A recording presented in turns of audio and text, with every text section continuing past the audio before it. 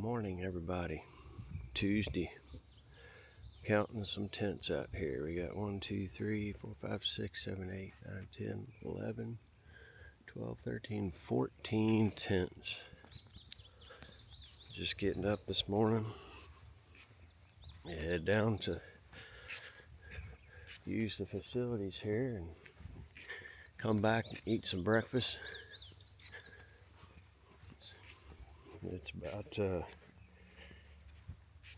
5:15 right now, so the sun's just getting ready to come up behind the clouds over there, and ready to get the day started.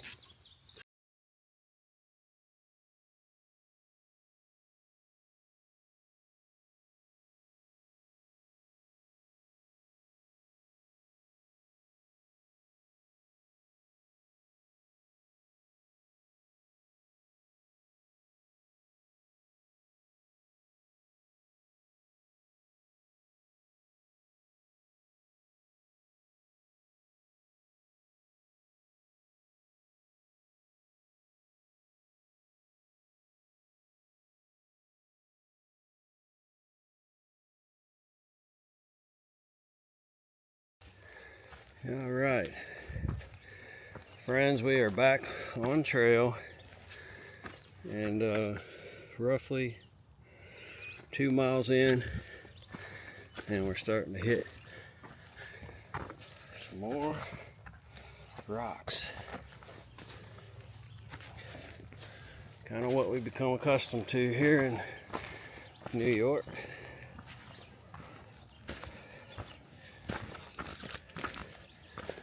But we got a little bit of morning sunshine kicking out today, and we also have much cooler temperatures than we had previously, although still moving up to the high 80s today, but starting out in the lower 60s, which feels great. So we got some humidity still in the air, I can feel, but it is not as bad as we had been experiencing, for sure.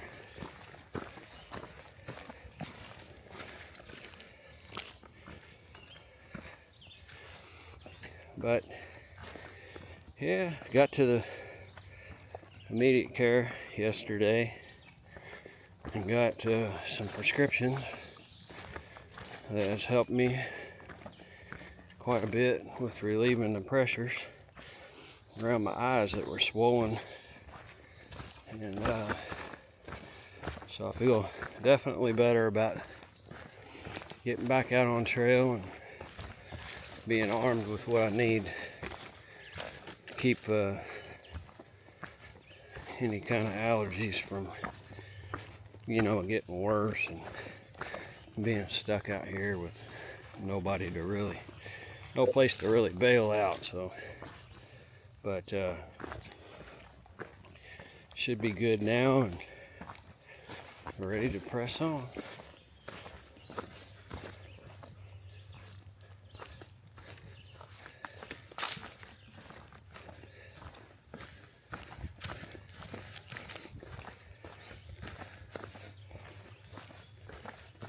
Had a little poison oak, poison ivy along the trail. I tell you, it really can hang in these weedy areas, and notice it in particular around road crossings where it gets a lot of sun. Unfortunately, when you get into the woods, once you're in a little bit, it typically is not as prevalent, definitely not as encroaching into the trail, which is nice. But I've gotten a little bits of it a few times out here, but I've been fortunate to not really have any bad cases, which is remarkable given how much we step through, or have to step over. And The only thing I can say that's worked for me really well thus far is that I just try to watch out for it, stay in the middle of the trail, and the only place it really gets dangerous usually is when I have it on either side of the trail.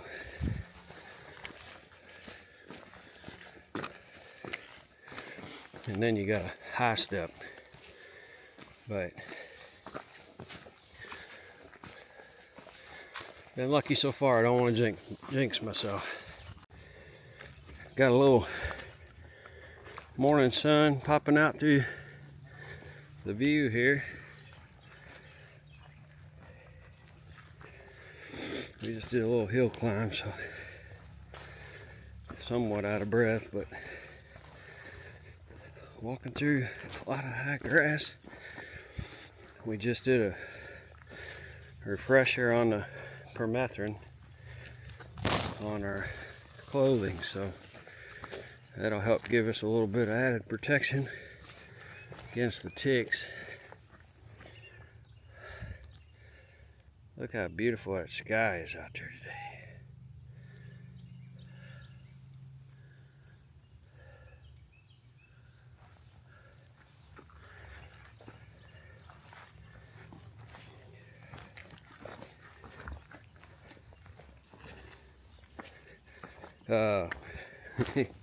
On the topic of allergies,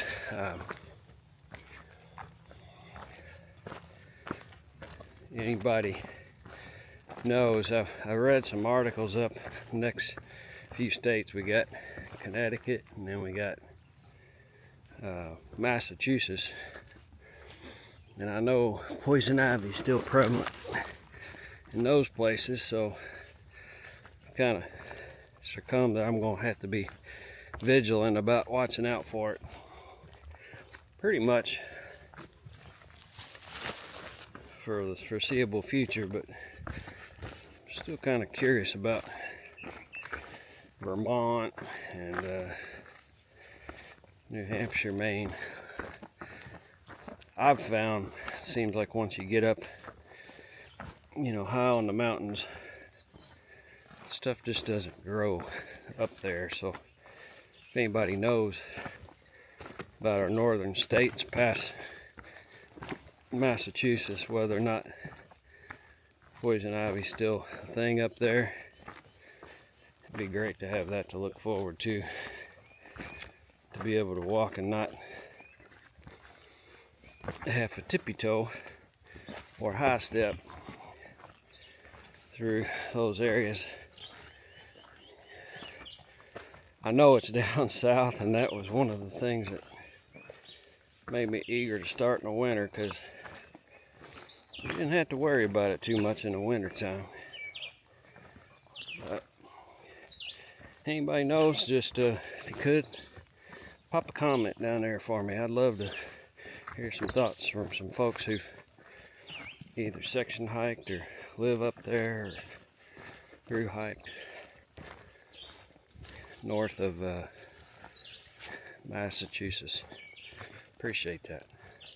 Yeah, friends, real quick, just to clarify, my episode I had yesterday wasn't from poison oak or poison ivy. It was from a mosquito bite that I got on my forehead while I was filtering some water, and just had a severe reaction to that bite. There's something out there, I've heard it called Skeeter syndrome, where you get a bite from a strand or breed of mosquitoes that you're not accustomed to, I guess you could say, out of your normal area. And I'm obviously out of my normal area, so my body just chose to really respond that way. But I've had similar reactions with poison ivy too. I'm just one of those people that's hyper sensitive to some of these allergies, so I know it's kind of like, well, why would you hike the AT, dummy, if you're allergic to all that crap? And all I can say to that is I just really want to do it. And if you're determined, you can be a little stubborn sometimes, so trying not to let that get in my way. And guess what? We got 1,400 down, and I'm still moving, so hadn't stopped me yet. There's a bandit doing some rock scrambling. Moving up the hill.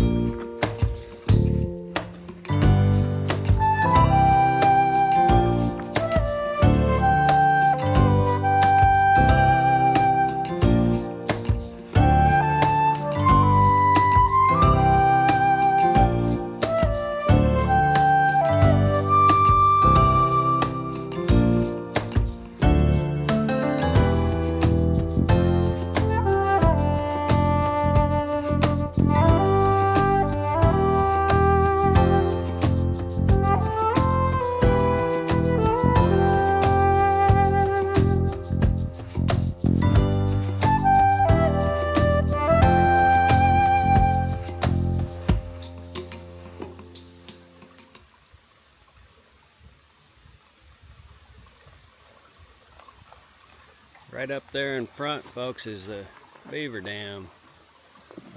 And that's what's making that water level rise.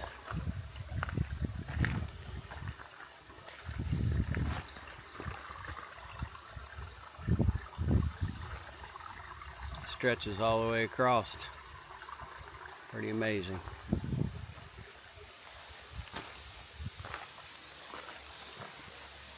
Stay out of the poison ivy. Bah.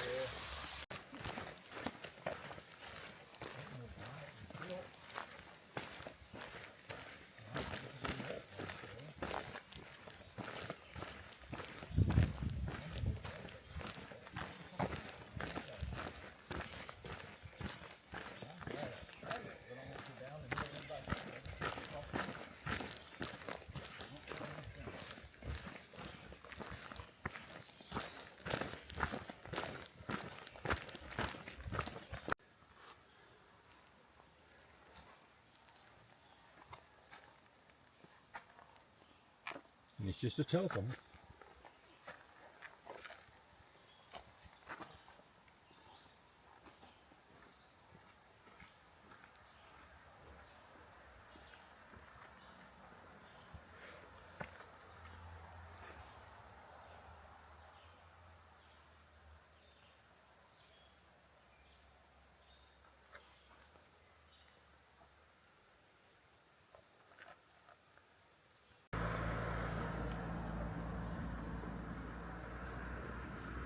Got out of the woods. Got a good view.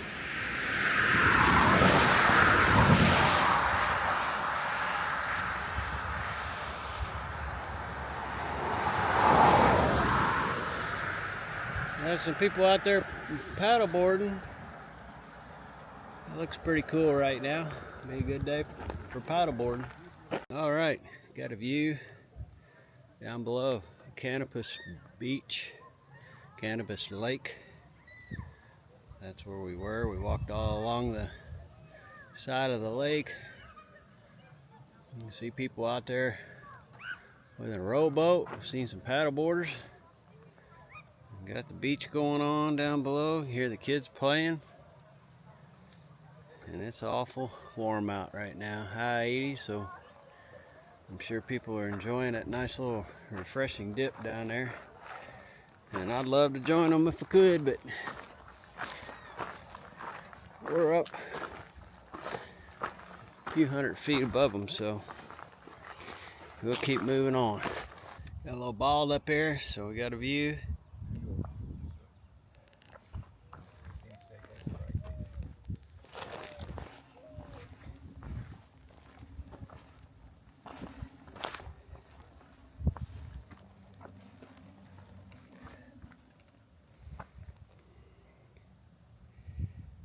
So my painted American flag says in memory of September 11th.